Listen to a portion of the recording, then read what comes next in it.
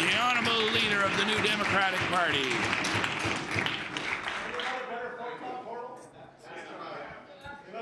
Thank you, Mr. Speaker.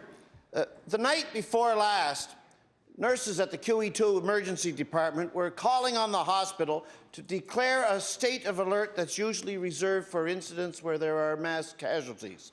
At one point over the night, there were 99 patients in the department, with just 3 doctors on rotation and 3 fewer RNs than required. By 4 a.m. yesterday morning, 42 patients had left the emergency department without being seen by a doctor. Mr. Speaker, when is the Premier going to see the need to open new nursing home beds, get alternate level of care patients into the facilities where they need to go, take the pressure off hospitals, and restore some sanity to patient flow? The Honourable Premier. Thank you, Mr. Speaker. I want to thank the Honourable Member for the question. Yesterday, he would know through the Health Committee that we're very proud of the fact we're the first government in the history of our province to actually put the Health Committee together. That was televised, so Nova Scotia could watch from one end of the province to the other. EHS recognized and came in and talked about some of the challenges. They also recognized the Minister of Health, sent a directive that they believe they'll see substantive changes in the coming months that will improve the very thing he's talking about, patient flow. But I also want to say to the honourable member, we're doubling long-term care beds in New Waterford and in Northside, Mr. Speaker. The very initiative that we're talking about, the honourable member is opposed to the fact. Order, please. The Honourable Premier. Speaker, it's Friday morning. Everyone's pretty excited in here. Mr. Speaker, the fact of the matter is we'll continue to make sure that we provide long-term care beds, and I look forward to the honourable member's support as we continue to do that. Same time, the investments that we make in home care, which is providing more options for people to stay at home. And I look forward to the Minister of Finance tabling our budget on the 26th so we can actually make sure that we continue to make those improvements. The Honourable Leader of the New Democratic Party.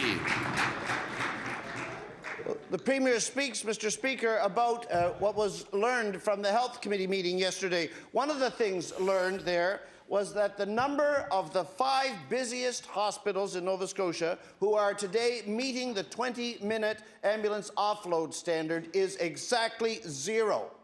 We also know that the alternate level of care patients in Nova Scotia, those waiting in hospital for placement in a nursing home, are doing so in our province 6 times longer than is the average for alternate level of care placement in any other province in the country. And I will table the source of that startling statistic. Will the Premier acknowledge, as medical professionals across the province are daily acknowledging, that a big part of the present patient flow crisis is being caused by how many people are being stuck for so long waiting in hospital to get into a nursing home?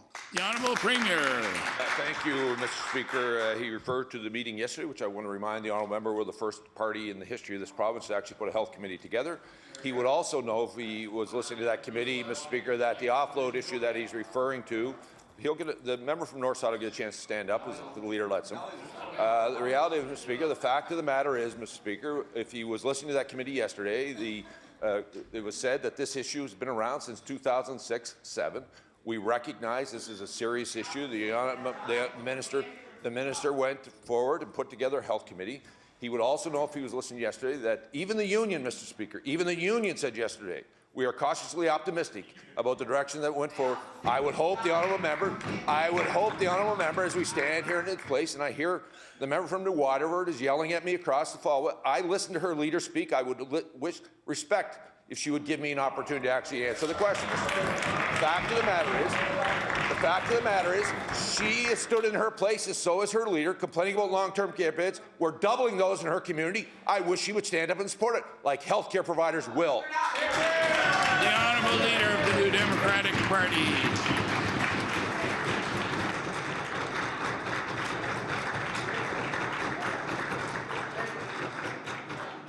Mr. Speaker, who we are listening to in this part of the House are the frontline healthcare providers who are providing all the emphasis about the existence of the crisis in the province, some of whom speak about how the night before last at the QE2 emergency department, there were 7 critically ill patients, each of whom required one-on-one nursing, but there were only 4 RNs available on duty.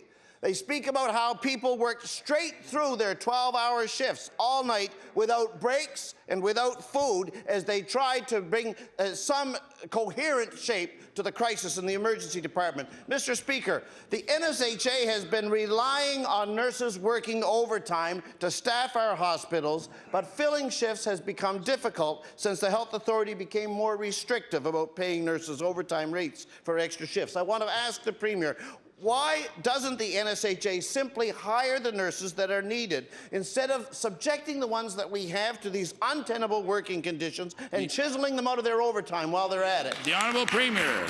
Mr. Speaker, the reality of it is, Mr. Speaker, anyone in the healthcare profession, including the nurses who work overtime, get paid overtime, Mr. Speaker. The fact of the matter is, they do. The Honourable Premier. Mr. Speaker. Mr. Speaker, fact of the matter is, if you work overtime in the healthcare system, you are paid for that overtime, Mr. Speaker. The reality of it is, Mr. Speaker, what the issue the honourable member brings to the floor of the legislature is an important issue. It's an important issue. It's why the Minister of Health continues to make sure that we continue to invest in nurse practitioners, continue to invest in our colleges, particularly around providing more nurses in the province, why we continue to hire our graduates, Mr. Speaker, to continue to deal with the very issue he's talking about. We recognize there is more work to do, and I look forward to continuing to working with the Minister of Health and all of our partners to ensure that we make sure that the right complement of healthcare providers in all of our communities.